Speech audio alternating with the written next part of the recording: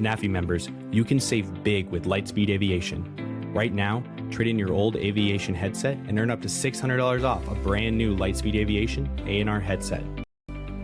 Just for being a NAFI member, you also earn free enrollment into the Lightspeed Wingman Club to earn 30% off all accessories and parts for 5 years. NAFI members can also enter quarterly drawings to win a brand new Lightspeed Delta Zulu. And good evening. Welcome to the 104th Mentor Live. I'm Bob Mader, former chairman of the National Association of Flight Instructors, and we're very happy to host Mark King tonight. He'll be talking to us about standardizing roll recovery roll recovery in general aviation. But before we get going here, first up, I'd like to thank our sponsor, Lightspeed. Take a look at, go ahead and scan the QR code there. There's some great deals for our members, and just a terrific product, and we're really grateful for their sponsorship tonight. So thank you, Lightspeed, for sponsoring tonight's program, and please feel free to take a look at their products when you have a few moments. A little bit of housekeeping tonight. First of all, make sure you get Wings credit for tonight's show. So take a look at the, we say it's our new webpage. It's not that new anymore, but you can earn Wings credit after completing a short FAA quiz. You can access the quiz on the link on the page below, and it's after you log into your FAAsafety.gov account. The Wings credit's issued immediately upon passing the quiz. If you have any questions for Mark during the program, we've got Robert offline, who will be passing chat on to us. And to join the chat, click on the icon, the talk bubble down below, log in. Please make sure you put your name in first before you ask any questions, because if you ask the question right away, that becomes your name. So log into the chat, make sure we know who you are so we can give you credit for the question. And we'd love to pass your questions on to Mark, and we'll answer as many as we can tonight. Again, this is how you join, and this is, you'll see the chat bubble, and you'll see the chat below, and you'll see everybody else's chat too. And it's a lot of interaction goes on there, so enjoy it, and please feel free to make comments and questions. All right, with that, we've got Mark King tonight. As I said, we also have a special, a surprise guest you'll see tonight as well. We'll introduce him on the fly. But Mark King is a 4-time master certificated flight instructor with Gold Seal Aerobatic, CFI Advanced Instrument Ground Instructor. He's from Southern California, and he's been flying. He comes from a flying family. He's been flying since 1974. He's got a lot of experience flying up in Alaska in Kodiaks, and has over 1,000 hours flying beach bonanzas. He's also a G1000 instructor, which is, lots of great stuff here. He specializes in upset training, tailwheel aerobatics, and CFI initial training. He was the 2023 Van Nuys FSDO CFI of the Year, and flies competition aerobatics in his Pitts S2B. Well, with that, after we made sure he took a big drink of water, we're going to turn the controls over to Mark. You have the flight controls, Mark. Okay, I have the flight controls. Thanks, Bob. Thank you. I didn't know I had that much stuff in my bio. That's why I kept glancing down. I had to make sure I didn't miss anything good. Yeah. Just a quick housekeeping item on my end. Well, number one, I was really enthused to see that Lightspeed discount, and hope people take advantage of that. I think it's great. I'd like to dedicate this presentation tonight to my mentor, Judy Phelps, who's going through a medical crisis right now with a less than optimal outcome. Anyway, I just wanted to pass that along. Yeah, so upset recovery. So since 1905, stall recovery has been relatively standardized. It wasn't until the 1930s that spin recovery began to get standardized. in 1988, the PAIR acronym for spin recovery was introduced and has become the standard for spin recovery in general aviation airplanes today. What we don't have is standardization on upset recovery. The industry has a tendency to go to a higher standard, and in this case, I don't want to say it's the airlines, but it's the airlines, where in general aviation, we're trying to bring airline recovery techniques into upsets. And what I'd like to do tonight is simplify this and introduce the concept of power, push, and roll for an upset recovery. But first, Bob, in your mind, what constitutes an upset? Well, to me, right off the top of my head, I can, an easy example is you get caught behind a transport category aircraft or a larger aircraft and you get rolled maybe more than 20, 30 degrees, unplanned roll, more than 20 or 30 degrees, a sudden pitch down or pitch up that you didn't expect due to turbulence, or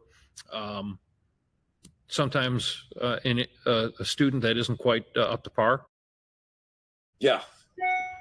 Botch training maneuvers have a lot to do with this. Yeah. And this is the beginnings of what is an appropriate upset recovery, in that we need to recognize it as it's happening. So let's think about what might some clues be that we've got a divergent from our normal flight path. And when I use the word divergence, this is what the ICAO standard is, that the airplane is not doing what we want it to do, and not responding to what we think is the proper control input. Then the next thing I'd like to talk about is the difference between a startle response and a surprise.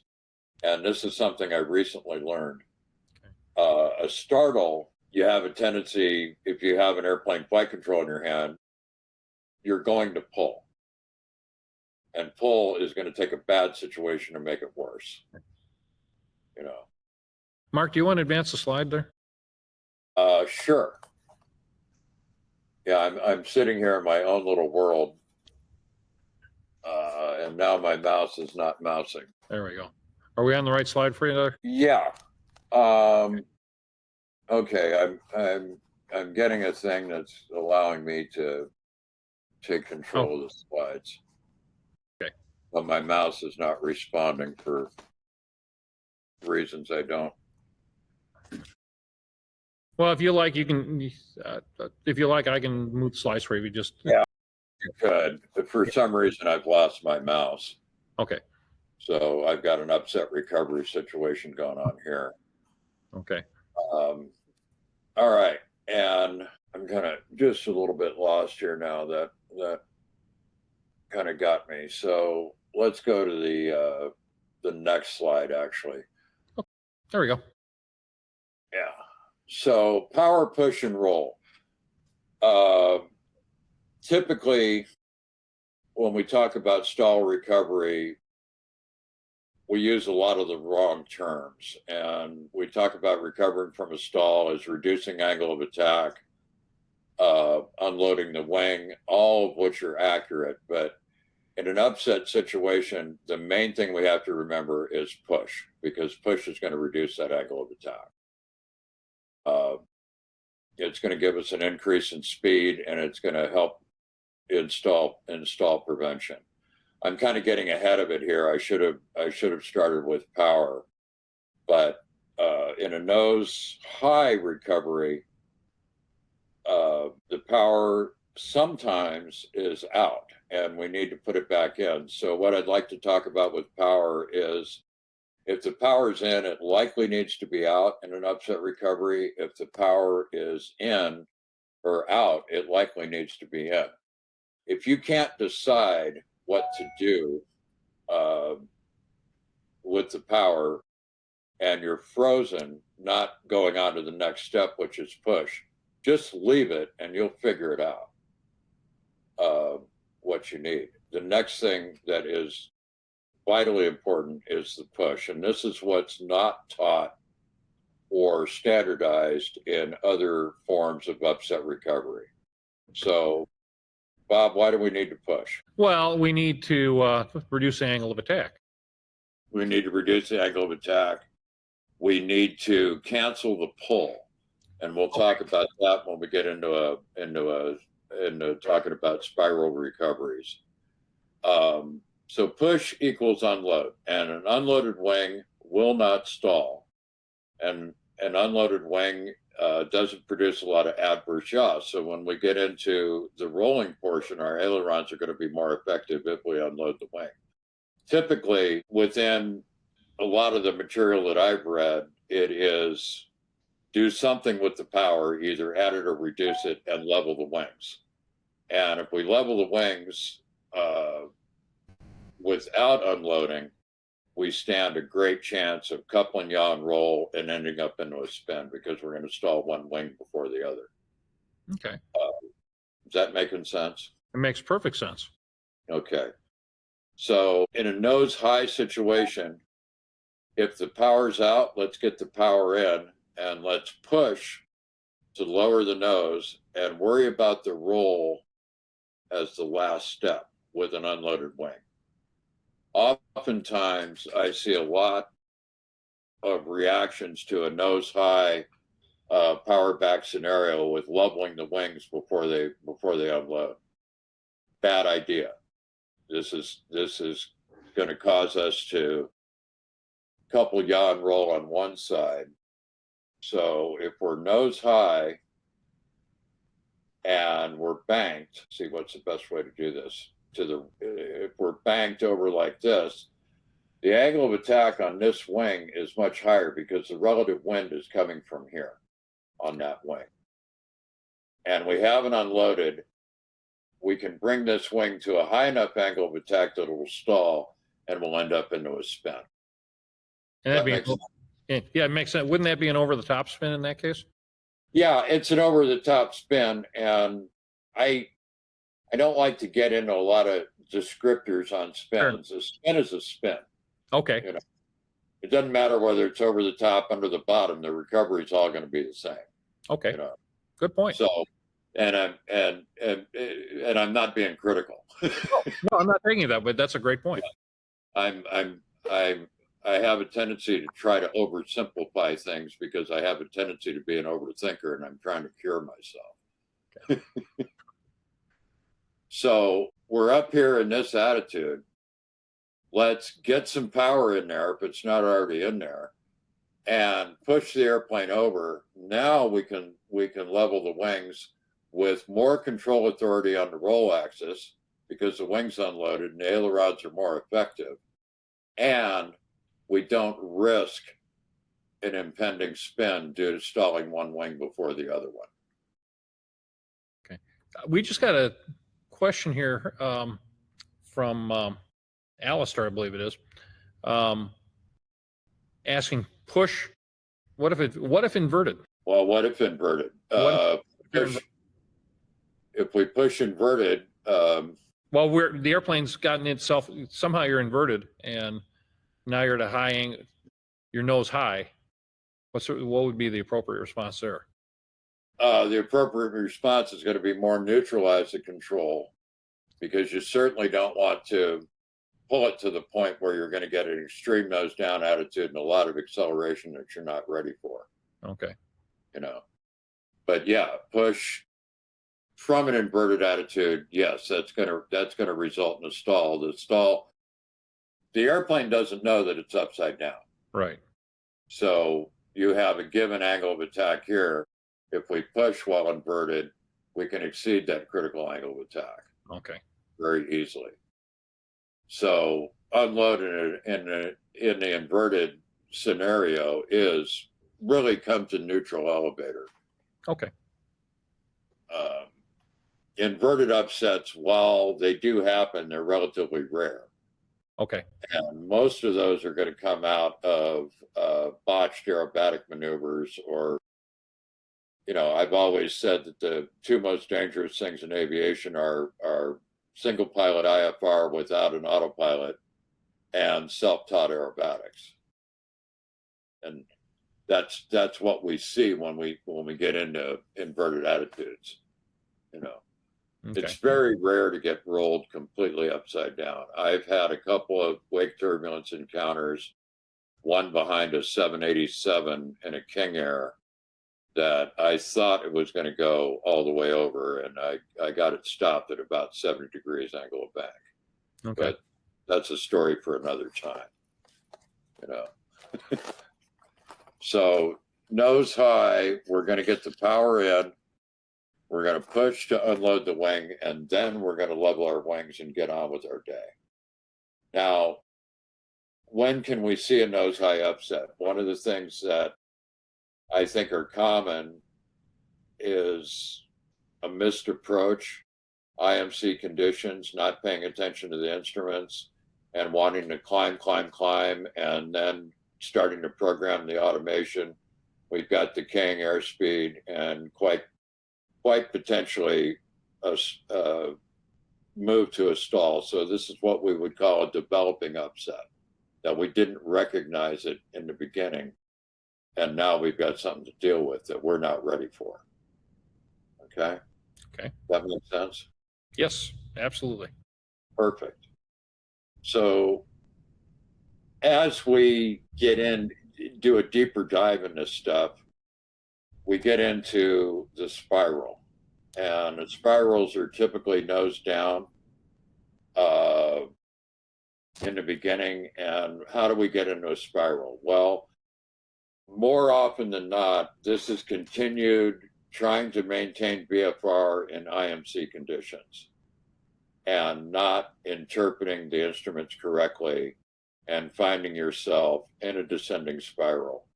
And our natural indication, altimeters unwinding, airspeed's going up, the VSI's indicating a high rate of descent, and the airplane's banked and we're in a turn. And on some of our previous MentorLIVEs, I think I introduced this a couple of years ago, one of the things we don't realize is the elevator actually turns the airplane if there's bank involved. So our instrument indications are we need to pull. So we start pulling. The elevator turns the plane. Now we're increasing the rate of descent, increasing airspeed and increasing G load, and we can actually pull to the point where we either do structural damage to the airplane or we do structural damage to ourselves in the form of G-induced loss of consciousness. All not good. So what's our cure?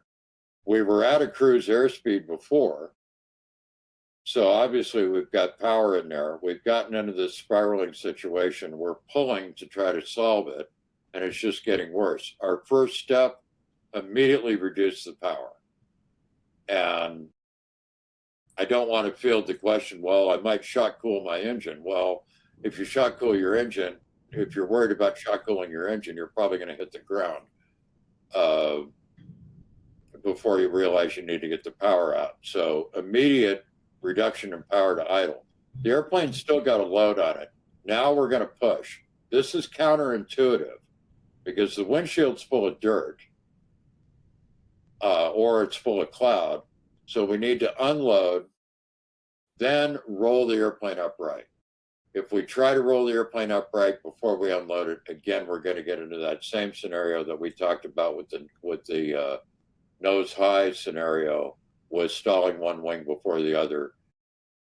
The spin entry that comes out of this spiral in a botched recovery is dramatic, you know, because it's happening at probably close to 2.5 or 3 Gs. One of the problems that I see in the nose, in teaching nose low recoveries, instructors are maybe taking the airplane 5 degrees nose down and maybe 15 degrees angle bank and just letting the airplane fall and not pulling.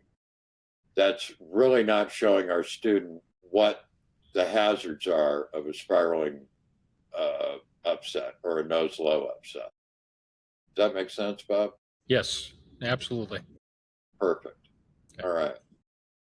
So how do we prevent this? By the way, I'm going to interrupt for 1 second. Do you want me to catch up on any slides here?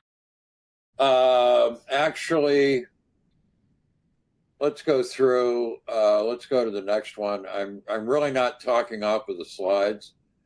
Okay. Let me see if my mouse has restored itself. No, it hasn't. All right. Yeah, I am completely mouseless, dead in the water. Let me know when I need to advance for you. Okay. We got any questions out of the chat room so far? Yeah, from John.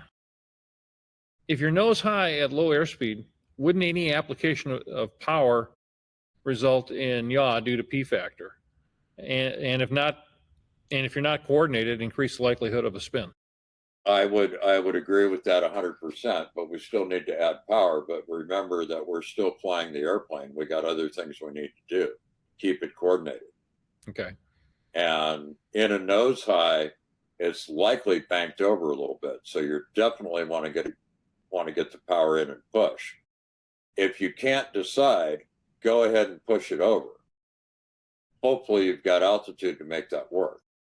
All right. You know, but it will recover just fine in most cases. And I think John might be thinking of a more powerful airplane. We'll use Bonanza or Cirrus as an example, that you open the throttle to the stop, you are going to get some P factor. All of the left turning tendencies are going to come into play.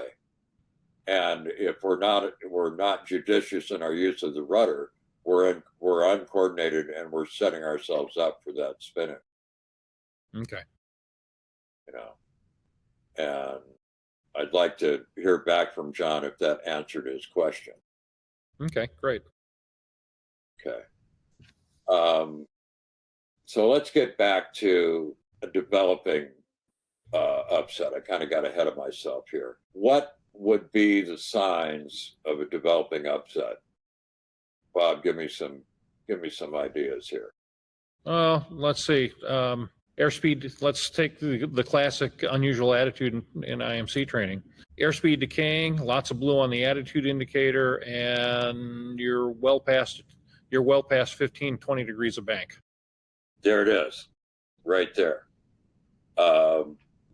How many general aviation pilots, like giving a flight review, do you do, like when you do a flight review, do you do any unusual attitude stuff? Every one of them. Okay. What do you see on recognition from the student or the person, the pilot under instruction?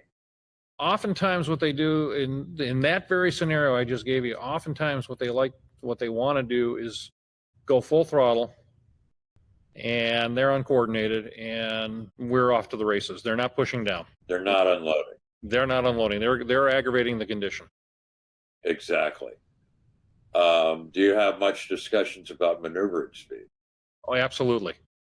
Okay. One of the most misunderstood of all these 40 or 50 V speeds that a given airplane has, maneuvering speed, I think, is the least understood of all of them. Yes. So what is maneuvering speed? Well, the simplified answer is it's a stall speed. It's just another stall speed, but it's a stall speed with load. Okay, so what do we know? What is the G load? And let's say, just for an example, a 60-degree angle of bank turn, where we're maintaining level flight. 2 Gs. That's a classic CFI. That's a classic CFI training question. That is, and it's on the commercial check ride. It's all of it. You know, greater than 45 degrees angle of bank, less than 60, and maintain altitude. That's going to be 2 Gs. Right. The formula for calculating our new stall speed is the square of 2, which is 1.41, times the 1 G stall speed of the aircraft. Okay. What we're really saying is a 41% increase in the stall speed. If we can reduce that G load, let's say to 0.5, right, under 1, how are we going to do that? We're going to do that through the push. At the push, what's our new stall speed if we're at under 1G, and for purposes of discussion, 5G. Whatever the square root of 0.5 is, and you said it earlier, I can't remember what times. It's 0.79. Okay, or 0.71, excuse me. So it's 70% of your. Exactly. Yeah. 70%. Or it's really a 30% reduction or 29% reduction in that stall speed. This is why we need to push. Okay. And then when we get into these spiraling recoveries and we think about maneuvering speed, and yes, maneuvering speed is a stall speed, but it's also by definition the speed that if you impose a G load on it above that speed, you're standing the risk of structural failure. And like I said earlier, you got a good chance of some brain failure too. G-induced loss of consciousness. Mm-hmm. Another thing that people don't realize is maneuvering speed goes down 2 knots for every 100 pounds we're under gross weight. Have you ever encountered, are you teaching that? Yes, I do. And okay. my favorite example is the Cherokee 6 because it's got such a huge span. Yes, it's a great example. So people can think my maneuvering speed is 132 knots, but you're 300 or 400 pounds under gross weight in a Cherokee 6. That's really easy. If you do the math on that, that maneuvering speed becomes a lot lower and a lot more dangerous, particularly in a spiral recovery. Mm-hmm. Do we have any new questions? No new questions. Well, we're either doing good or nobody's paying attention. I think they're paying attention. I think you're doing great. Okay. So now we get, our main thing is recognition of these. And then, but if we don't recognize it, the power, push, roll recovery is what's going to work. We get into, let's advance the slides a little bit. And unfortunately, I can't read the slides because of what my screen's done with my mouse failure. Okay, well, there's a flow chart. Try to get in a little bit closer here so I can read it. This is a good one. This slide is just basically reinforcing what I've already been saying. Let's advance a little bit more. There's a couple recovery templates where we're comparing. Okay, so let's just review. So power, what are we going to do? And it's like I said, power's in, it likely needs to be out. Power's out, it likely needs to be in. Situational, and the other thing here is the altitude involved. And a lot of loss of control accidents do happen in traffic pattern. And you don't have the altitude to affect the recovery, and you certainly don't have time for a cognitive brain stall.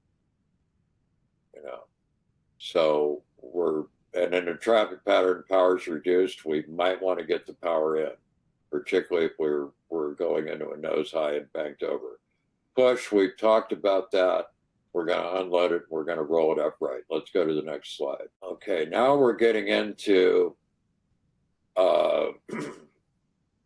a couple of transport category things here. The one on the top, unload, roll, and stabilize. I don't know what stabilize means. If Brian can type something into the chat and tell us what stabilize means, I'd appreciate it. Or just jump in. Let's bring Brian in. I'm going to introduce a good friend. He and I have been friends for longer than we both want to admit. Brian Schiff, host of the Schiff Show. He's a former board member at NAFI.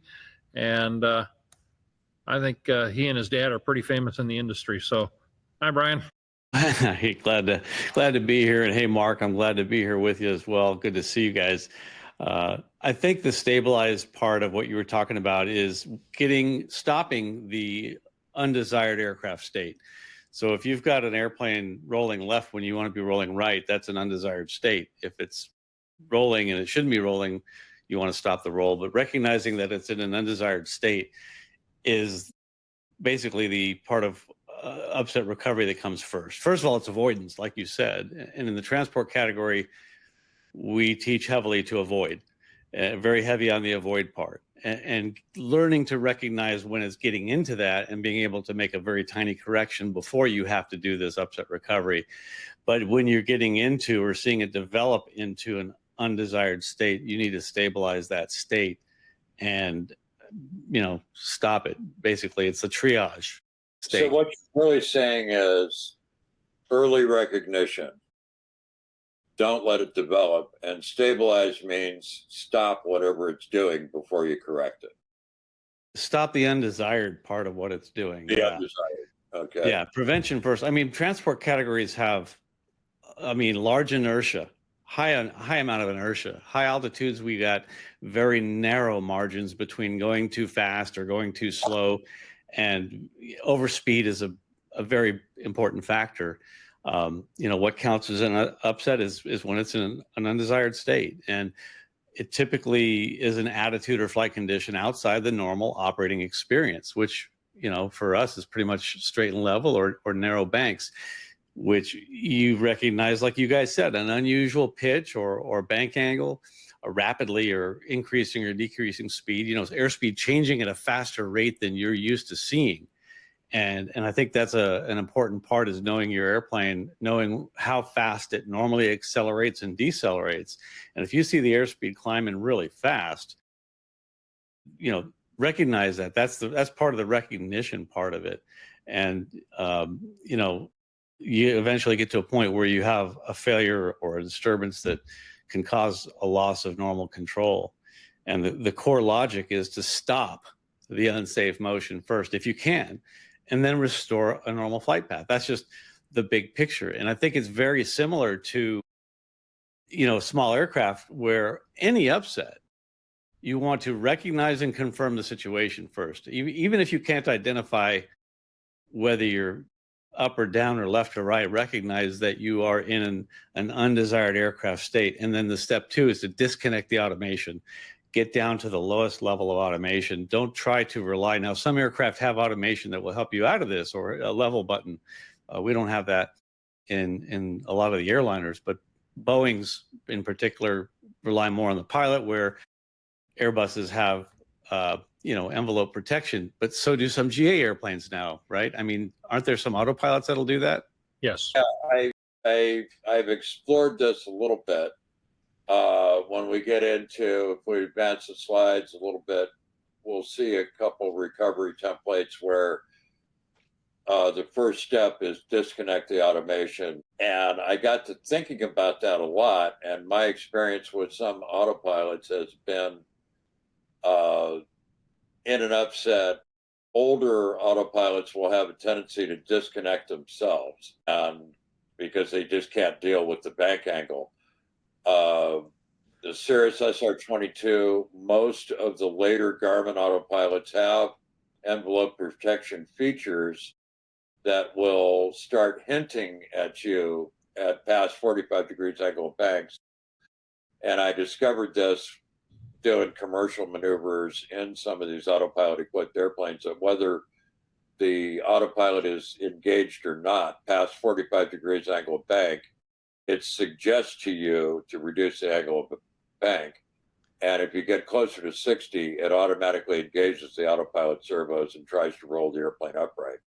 This could be a problem because the autopilot is not considering the pitch in the situation. So it's not going to unload it and start to roll it. So yes, if we have automation, the first step is disconnect it. And one of the things that they teach us at the airlines, and I wanted to ask you, because, transport airplanes are not handled like aerobatic airplanes. High altitude swept wings, auto throttle, autopilot interactions, the risk of overspeed, all these things, we have to be pretty aggressive about not getting there. And the yank and bank restrictions that are yielded by that. What I was going to ask you is, we're taught really to unload the wing because a loaded wing can produce a really ineffective aileron. Is that true in light aircraft? It's true in light aircraft, and depending on what we're flying, and newer airplanes have a little bit of adverse yaw designed out of them, where you can probably roll 15 degrees angle of bank with just the ailerons and not really experience adverse yaw. Past 15 degrees angle of bank, and even in the newer airplanes, we're going to experience adverse yaw. If the wing is unloaded, I always like to say an unloaded wing will not stall, and an unloaded wing produces no adverse yaw. That's a definitive statement. It's going to produce some adverse yaw because we're not often able to fly the wing in a 0G configuration. But it's significantly reduced. But more importantly, Brian, is the aileron effectiveness is much higher in that unloaded wing after we push. Yeah, and that's a parallel. And rolling. Yeah.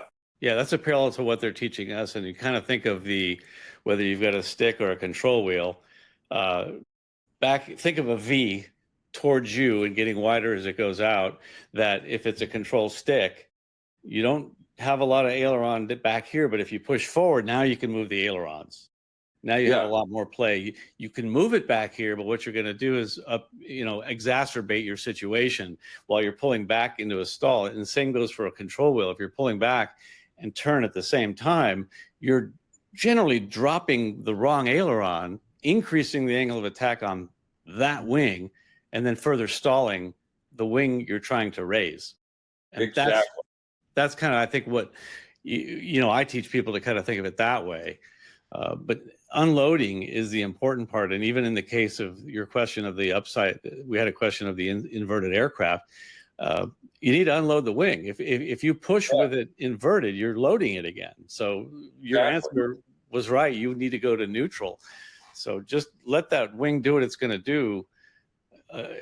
Pitch wise, get it flying, but don't be pulling while you're trying to use your ailerons. Kind of pretend they don't work while you're pulling back there. Exactly. Really, most, you go to a flight school Cessna and there's a placard on the glare shield, do not pull.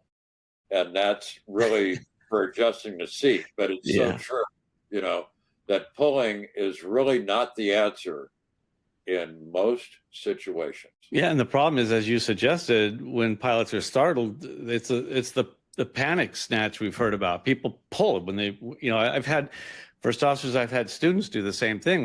When something happens, let's say they hit an upset or something startles them, they pull. They grab the wheel and pull.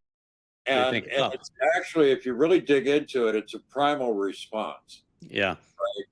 Because we want to return to our fetal position when we're startled. That makes sense. And plus, I just figured they want to get back in the sky, not the ground. Right. And that's the misguided idea that pulling back makes the airplane go up. Right.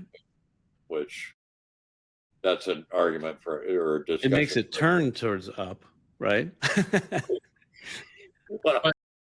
And this perfect timing. This conversation is a good place to insert this question from Marshall.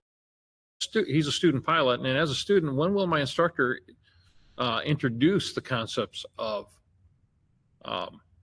push power roll? When should this be introduced? I really want to say it should have happened on his last lesson. But depending on how far along he is, what are some basics? Number one, we need to teach coordinated flight. How do we do that? The Dutch roll exercise is absolutely the best.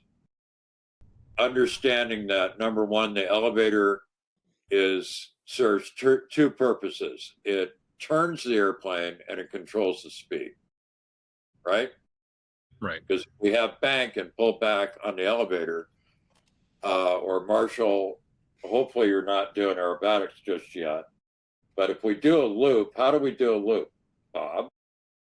We get enough airspeed, and I'm not an aerobatic pilot, but we build up enough airspeed, and we basically pull back.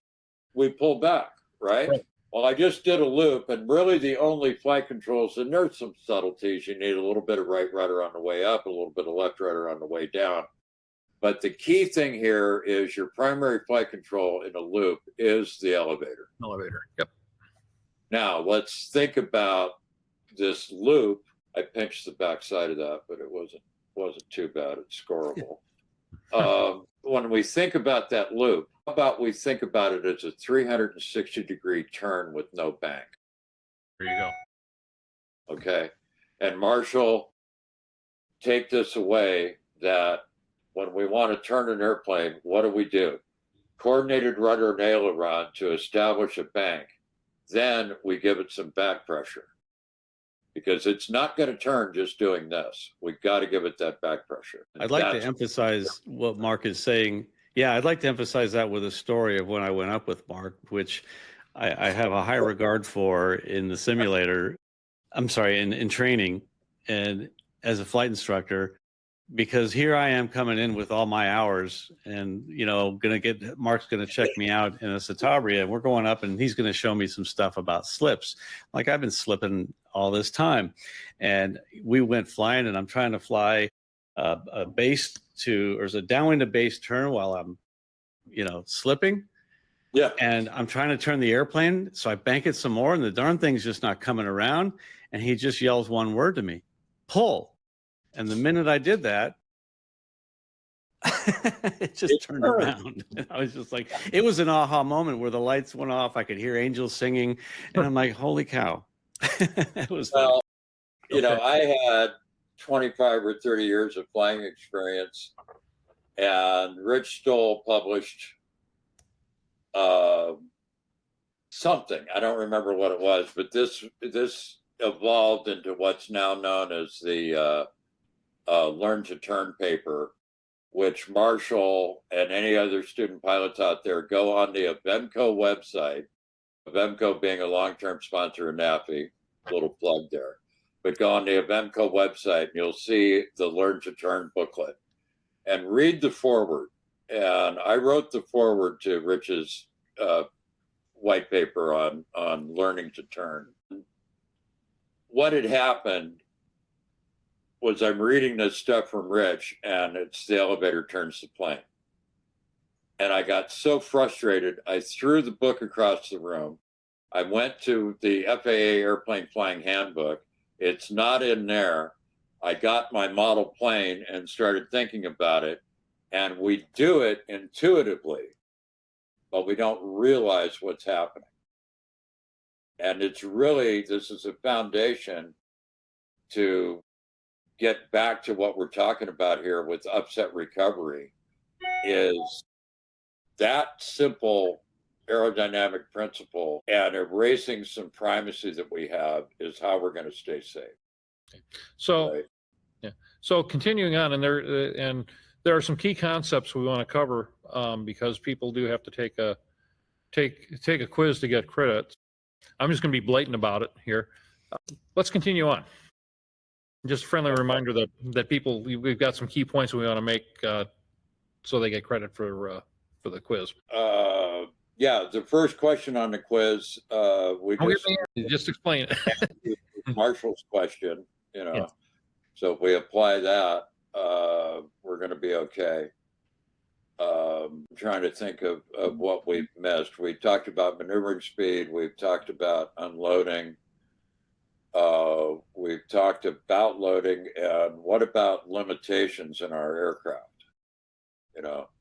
Are we conversant? When you give a flight review, Bob, do you really take a gander? When was the last time that pilot looked at the limitations for their air? And oftentimes it's a surprise to them. I open up section 2 of the manual and say, let's go over these numbers and make sure you understand what the airplane can and can't do and what we're allowed to do with the airplane. Yeah. And speeds that are missed or forgotten. They don't know what best glide speed is. And more importantly, they don't know what maneuvering speed is. Right. They don't understand maneuvering speed, and it's just a number in the book that they've forgotten. What else do you think we need to cover? Well, I think that's a good chunk of it. I'm looking at it. And what is the leading cause, in your opinion? Or actually the statistics back it up. What's the leading cause of fatal accidents? Loss of control. Loss of control. That plain and simple. And again, early recognition and knowing what to do and getting some training in this area, because like Marshall brought up, when is this going to happen in his training? Mm-hmm. I hope it's going to happen really soon, like the next lesson. Yeah. You know, but I also hope that his flight instructor is qualified and able to teach this stuff. The flight instructors on that are listening tonight, you know, it's pretty easy to get a hold of me. You got questions on how to teach this stuff, give me a call, send me an email, send me a text. You know. Okay. I have a question. I'm happy to help out. If I may, I have a student. We're going to be covering spirals pretty soon, and he was having trouble differentiating between a spin and a spiral. And what I want to teach is spirals should be taught. I think when I teach steep turns, that's when I teach spirals, because invariably they're going to screw up the steep turn, get themselves into a spiral, or I'll try to create that situation just to show them about it. So what I'll typically see is the knee-jerk reaction to get out of a spiral is pull. And that couldn't be the worst thing to do. Why? Why would that be a bad thing to do? Well, it's going to increase the G load. It's going to reduce the radius of the turn. It's going to increase the airspeed and increase the G load, increase the airspeed, and increase the rate of descent. Okay. Because we've started a turn with the nose down. The nose is below the horizon. The airplane is doing exactly what we're asking it to do. It's turning. Yeah. Right. And the other problem is differentiating between a spiral and a spin. And what's the big difference there, Bob? In a spiral, you're still flying. In a spin, you're fully stalled. Okay. So we're not stalled in a spiral, and we're stalled in a spin. And we got load up wing. For those of you that I cannot tell the story of an attempt at a spin going into a spiral any better than Karen Kalishak did on an email that came out today. And what's the blast email from NAPI? Is it eFlyer? Sure. eMentor. Yeah. eMentor. Karen, she couldn't say it any better than I can. So go on eMentor and read that. And then read the CFI care also that came out today. I talk about lift being a string coming out the top of the wings. And if you think about it, if you're in a spiral and you pull, you're pulling that lift into the inside of the turn. You want to pull it skyward. So you got to point the wings where you want the lift to go. Right. But so what do you, I'm going to teach this tomorrow. What do I tell them is the recovery technique for a spiral, in your words? Power, push, and roll. No, for a spiral. For a spiral, it's power, push, and roll. Think about it. We're going to get the power out. We're going to unload the wing, taking advantage of, number one, that reduction in stall speed. Number two, unloading the wing, and the ailerons are going to work. Yeah, makes sense. And then one other thing I'd like to talk about is we've kind of gotten off track here. We talked about power. We talked about push. What we haven't talked about really is roll. And in an upset, which way do we roll? We're looking for the quickest way upright. If you're past, and I had a conversation about this with Rich yesterday, this is not an end-all be-all solution. If you're past about 60 to 70 degrees angle of bank, you might just, and if it's rolling, keep it rolling and stop it when it gets upright. And that answers Chuck's question. He asked, if you're in a 135 degree bank, which way do you go? Yeah, quickest way. And if it's in a 135 degree bank, it's rolling. Keep it rolling. By the way, stop it when the blue part's on the top. Yeah, and part of all this is, what's important here. Our normal category aircraft. What's our load limit there? 3.8. There you go. Yeah, so we want to avoid stressing the airplane beyond 3.8 G, which is why unloading the wing is so important. and back to Brian's point, I think I'm searching for a word here. Most flight instructors, and we don't see a published spiral recovery until we get into the instrument rating, right? As far as a check ride. What I see there is very limited angle of bank and very slight nose down. And I think I talked about this earlier, where, yeah, it's just not a big deal. You can roll the airplane upright. To teach this effectively, I'd like to see close to 10 degrees nose down and something right around 15 degrees angle of bank, and pull until we start to see an increase in the rate of descent and a significant increase in airspeed. But gingerly pull, I think you got to use caution there, right? I mean, yeah, just load it up a little bit. And so then first step, get the power out. Second step, unload it. It's going to be a slight push. So it might be just letting go of the back pressure that you're holding to make it happen. Well, yes and no, because we're going to enter this spiral. Where were we before it went bad? We were flying straight and level, right? Okay. Real world, not a training scenario. We misinterpreted our instruments, or we're a non-instrument rated pilot that ends up in a low visibility or just flies into a cloud, misinterprets the instruments. The airplane starts to roll over into a left bank and they start pulling, right?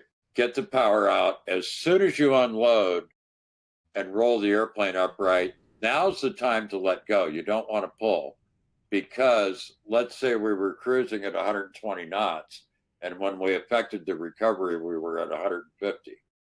What's the airplane going to do if the wings are level? It's going to seek its trimmed airspeed back to 120. So it's going to start a climb on its own.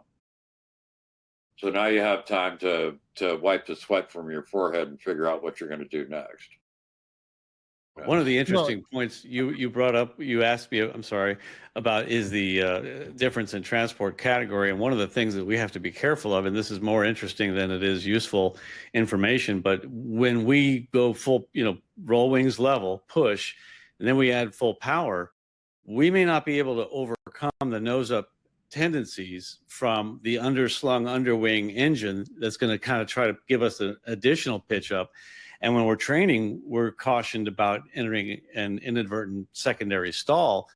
And we actually have to be very ginger with the power. We might have to pull the power back to get the nose down, because that's just something else to think about if you're flying an airplane with underslung engines. Exactly. And, I can't think of a general aviation airplane that has an underslung engine. I can't either. Yeah, but you think about the Lake. The seaplane, it's got an overslung engine, if you think of it that way. Yeah, if it's inverted, it's underslung. Yeah. but yeah, the Lake, and I have a significant amount of time in a Lake amphib, and you want everything, it's backwards when it comes to power.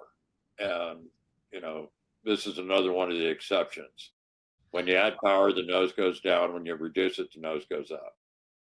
And, we're talking about upsets and all this, we've talked about preventing them. You're coming into an airport, say a larger airport with a variety of aircraft. Some of them are transport category. What's the best way to avoid upset as you're coming in? Stay out of their flight path.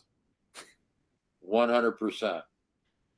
Okay. And get some distance. And if you're flying instruments, this is a conversation I had with Brian a couple of years ago, when you're on an instrument flight plan, but it's visual conditions and they tell you have traffic and you acknowledge the traffic in sight. What happens then? The separation and responsibility for wake turbulence avoidance is now on you and no longer on ATC. So I was going into Phoenix. We got a traffic call. My co-pilot in the King Air said he had it in sight. I didn't. The co-pilot didn't offer any further advice, and I flew right into the wake turbulence modes of a 787.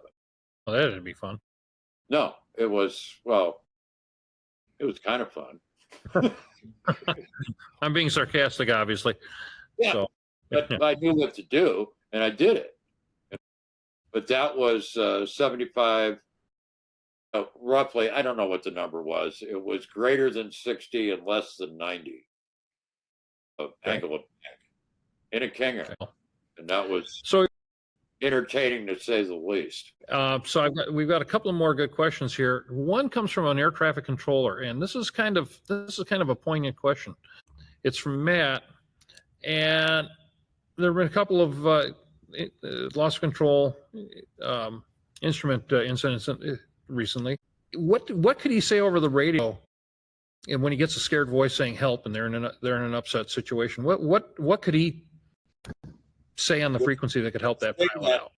That, Matt, I would like you to do tonight or right now is go on YouTube, and there's a audio of a controller actually giving the right advice. And the title of it, I think, is Mayday, Mayday, Mayday. And there's a guy that is just absolutely screaming into his microphone that it's turning, it's descending, it's doing all this. The guy's in a spiral, and the controller tells him, first thing, let go of the stick, right? That solved a lot of it. And then the controller got him through the rest of it and got him back straight and level. In Matt's case, number one, if they're descending and turning, tell them to get the power out. Tell them to push. You know, we don't want to say, well, gee, go ahead and reduce the angle of attack. No, tell them to push, right? Okay. And then roll upright. Power, push, and roll. Okay, great. I can't think of a GA pilot that wouldn't get that. You know, Okay. Power, get it out, push, and roll. Terrific. And then from Umar, he just wants one last bit of clarification about the difference between a spiral and a spin. The creator of emergency maneuver training, Rich Stoll, was he was given a seminar, a live seminar, and somebody in the audience asked Omar's question. Rich's response was, stop screaming, number one. Okay, in a spin, we're stalled. So what are our indications going to be in a spin? What's the airspeed going to be if we're stalled? Be zero or very low. Zero or close to it. If Yeah. we're at a spiral, the airspeed's going to be high. A spin, if the airplane is stalled, what's its load? If in a spin, it's zero. The plane's not loaded at all. Yeah, and it's 1G. 1G, yeah. 1G, yeah. And a spiral, When I say loaded, it's normal, yeah, it's normal load, right? yeah, it's 1G. And in a spiral, we're pulling at least 2Gs, if not more. Okay, does that answer the question? I think that'll help. And Omar, I want to, just for your benefit, if you go to the General Aviation Joint Safety Committee site, GAJSC website, you can find all those stats that you're asking about. You can, there's the stats you're asking about loss of control and so on are all there. So yeah, they are, and it's that information is daunting. And maybe if we go back, Bob, to the first slide, I think we have a graphic of that. Yeah, But we're close to being out of time. We're out of time here. So anyway, Mark, I really appreciate you taking the time to talk about this. It's a great topic. And are you going to be traveling or giving any presentations anytime soon? The next thing I'm doing is a live presentation at Oshkosh with Scott Perdue, guy I told you about that's got the aerobatic bonanza. And we're going to be talking about spins and aerodynamic factors and a whole bunch of things that I probably can recite from rote but don't understand. Make sure you introduce them to me because I think I'm 3 serial numbers away from them with my airplane. Yeah. I want to get you guys connected up. And I want to thank Brian for helping out tonight. Yep. I'm slightly distracted due to a family situation, and that's why I was a little rough here and there. No, Mark, I think you did a great job, and I think you answered a lot of questions, and I appreciate everybody listening tonight. So next month, save the date, if I can get the slide to advance. John, would you advance the slide for me, please? Our producer, John Typen. Thank you. So save the date, June 17th, 8 p.m. Eastern Time. Greg Feiss, another good friend. He is former NTSB. You've seen him on television quite a bit. He's been an expert witness and so on. And he, as I say, former NTSB investigator, and he, you see him on Facebook a lot. He brings some sanity to some of the conversations and accidents. And he's going to talk about the accident chain starts in training and how to break that accident chain. And Aaron Dabney will be the host. So looking forward to seeing you next month. Once again, I want to thank our sponsor, Lightspeed. The great presentation. The founder of Lightspeed is a friend of NAFI's, and he is really big on aviation safety and helping instructors do better. So take a look at the discounts that we offer our members, and make sure you scan the QR code and see what's available for you. Don't forget to get your, if I can speak English, don't forget to get your wings credit. It'll be off to the side of the menu behind your chat screen, so to speak. And with that, I want to thank everybody for being here tonight. Fly safely. For me, this is my favorite time of year. This is for flying. It's a beautiful time of year. But be careful that it's also thunderstorm season. So just be careful and fly safely. So thanks again. And we'll see you. Thunderstorm. I'm in Southern California. I don't know what that is. Well, I'm in the Midwest, Mark. Sorry. Be safe, everybody. Take care. NAFI members, you can save big with Lightspeed Aviation. Right now, trade in your old Aviation headset and earn up to $600 off a brand new Lightspeed Aviation A&R headset. Just for being a NAFI member, you also earn free enrollment into the Lightspeed Wingman Club to earn 30% off all accessories and parts for 5 years. NAFI members can also enter quarterly drawings to win a brand new Lightspeed Delta Zulu.